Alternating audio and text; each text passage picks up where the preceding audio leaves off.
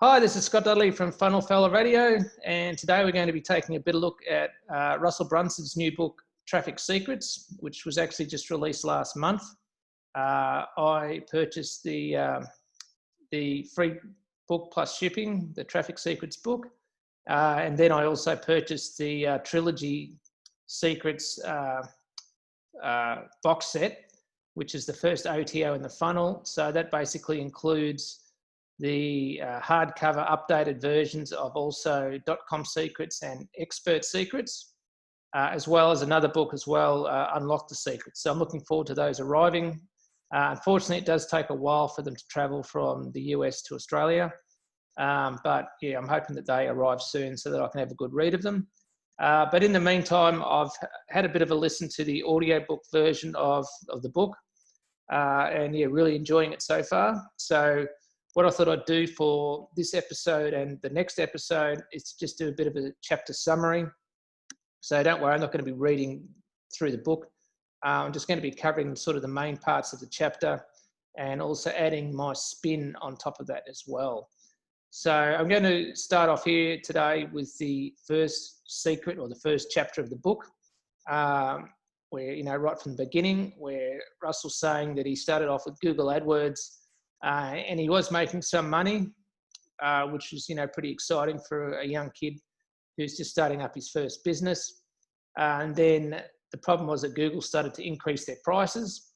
And I'm pretty sure that's where, around that time, where he discovered funnels and the power of adding order bumps and upsells on top of just selling a main product, because it would turn, in this case, an unprofitable sales process into a profitable funnel where you're actually making money because you've got those extra products there that you're selling as upsells and order bumps. So, I mean, that makes a huge difference. If you can change your sales process from losing money to actually making money, then that's when things start to get exciting.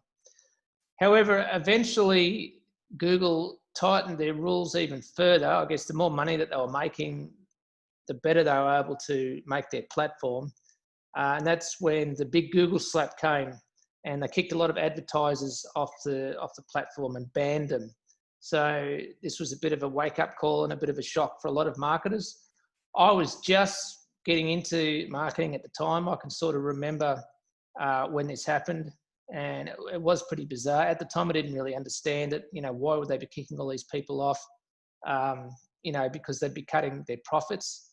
But when you think about it, the reason they did it was that Google only really wanted the big advertisers on their platform, and they didn't care about the small guys who were causing most of the hassles. And it was also the really big advertisers that they were making, you know, probably 90% of their money from as well. So, you know, they really didn't care about the small guy at all. And it was in their best interest to tighten things up and to, I guess, from their point of view, to remove all the cowboys. And then a little bit after that, they also focused on tightening the rules with their search engines as well for the organic traffic. There was a couple of big updates that I can remember around 2011, 2012, maybe 2013. Google Panda and Google Penguin. And the whole purpose of these were to remove the people that were gaming the search engines, you know, doing black hat SEO and just ridiculous stuff to get on the front page at the top of the search rankings or search engines for certain keywords. And I'm sure that, you know, a lot of these black hat SEO people would have lost a lot of money because of these updates. But for the general user, it was a much better user experience because when you actually did a search, you got relevant results, and the people that were at the top of the search engines actually deserved to be there. So, in my opinion, that was actually a good change.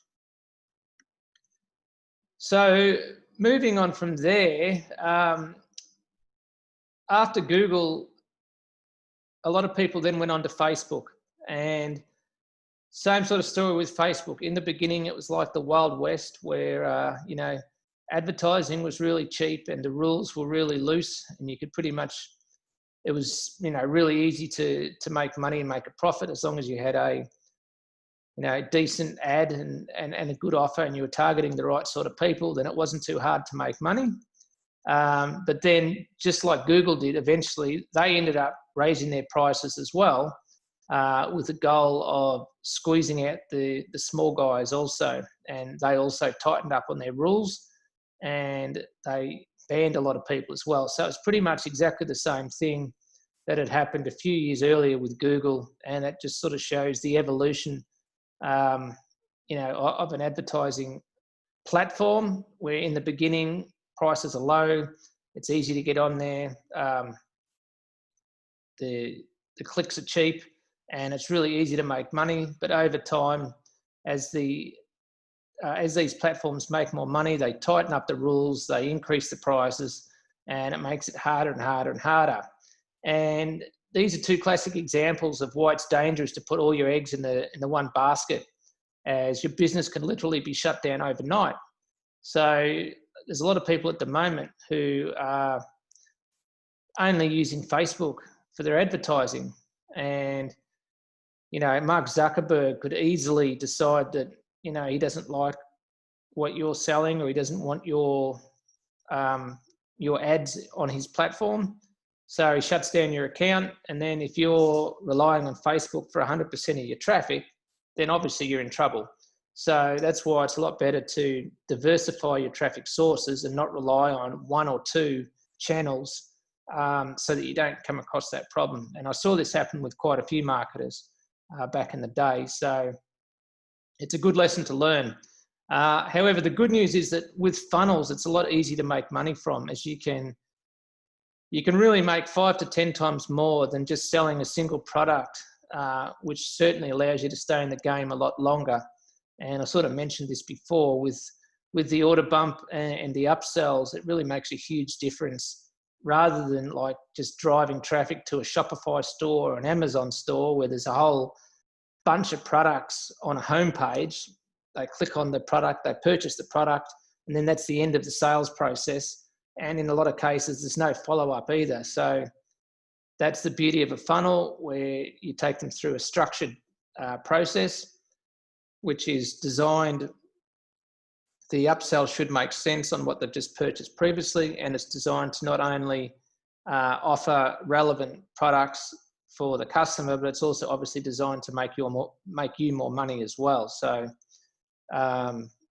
funnels make it a lot easier to be profitable than just selling the one product at a time. So generally, the big problem is that most people find it hard to actually understand their dream customer, who their dream customer is, and not only that, but also where they're congregating. So that's why it's really important to understand your dream customer, and really you should know these people better than they actually know themselves. So in the book, Russell mentions that it's important to become obsessed with your dream customers. So that's a pretty strong word, becoming obsessed. But I mean, I totally agree, because unless you know exactly what your customers are thinking, what their desires are, what their fears are, what their pains are, then it makes it very difficult to construct sales messages that they're actually going to respond to. And then he's talking about running a customer-centric company and not a product-centric company. So the thing here with a customer-centric company is that you're looking to get them an end result. That's the whole point of it. Whereas if you're running a product-centric company, then really all you're focusing on in that case is selling some of your products. And the customer can see right through that. If they can see that the purpose of your business is to get them an end result that they want, then obviously they're going to be drawn to you a lot more than if it looks like that you don't really care about them at all. They're just another number, just another name on the list, and they just want you to buy your shit, basically, to put it bluntly. So the point here is that your business is about your customer and it's not about you, if you want to be successful. Then a good point that he's mentioned as well is that one thing that you can do is to remember how you felt when you were trying to solve the problem that your customer has now. So this is where you've got to put yourself into your customer's shoes, think back to when you had that problem, and exactly how you were feeling when you had that pain. And a good way of putting this is your mess becomes your message. So to sort of explain that a little bit more, your mess is the problem that you're experiencing before, which you have solved. You've solved the problem, and now that you've solved the problem, you want to help other people to solve the problem as well. So that's sort of what he's getting at with your mess becomes your message. I just found that an interesting sort of way to look at it. I've never heard of that before. So yeah, you really need to enter the conversation that's already going on in your customer's mind and see the world the way that they are seeing it. Then he also talks about the 3 core markets, which was initially mentioned in the Expert Secrets book. So the 3 core markets being health, wealth, and relationships. And basically people purchase products hoping to get a certain result from one of these 3 core desires or markets. So you can call them desires, you can call them markets, it's sort of the same thing. But yeah, pretty much everything, or the way that Russell says it, everything falls into one of these 3 categories. It's either wealth, it's health, or it's relationships. And then there's sort of an example in the book where somebody asked, well, what about razors? Which one would they fit into? And then the answer to that is that they would fit into relationships, because the whole purpose of a razor blade is to shave your face so that you look good, and from a man's point of view, that you attract women. So that's where that all ties into relationships. So some of these aren't obvious, but everything that is sold, either directly or indirectly, relates to one of these 3 core desires or markets. And he's also saying that when you're marketing, you need to focus on only one of these desires at a time. So it's either wealth, it's either health, or it's relationships. So if you're trying to focus on more than one of these, then it's going to make things difficult, and it's going to confuse the customer as well. And then finally, there's another interesting point here that he talks about as well, is that pretty much all humans, they either move away from pain or towards pleasure.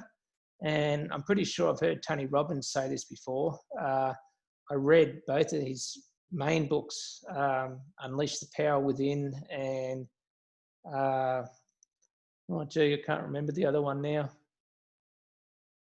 But anyway, I don't know, I'm pretty sure that he mentions that in his books as well, where pretty much everybody, they're all seeking to either move away from pain or towards pleasure.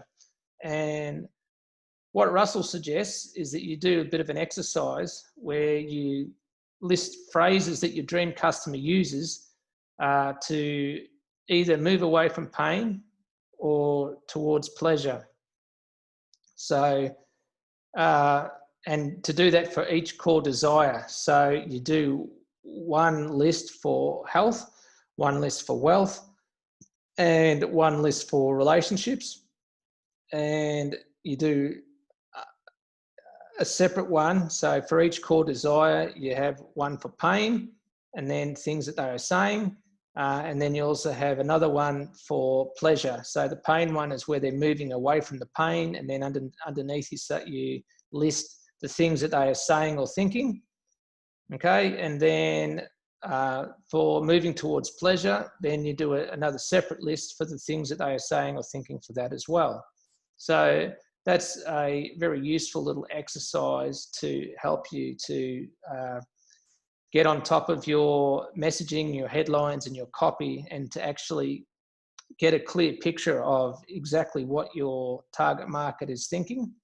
So if that's difficult and if you're not quite sure what to put there, then it might be an idea to contact someone in your target market and actually ask them a few questions and then get some feedback and list down their answers. And that's probably a good idea anyway, because sometimes what we think people are thinking, it's not what they're actually thinking. So whether you survey them or actually ask them in person, I think that's a highly useful exercise. So that's pretty much all I've got time for today. Hopefully you got a bit of value out of that. And then on the next episode, I'm going to go through one of the other chapters. And yeah, if you're interested in purchasing the book, you can go to trafficsecrets.com. So that's pretty much it for today. Take care, and I'll catch up with you soon. Bye.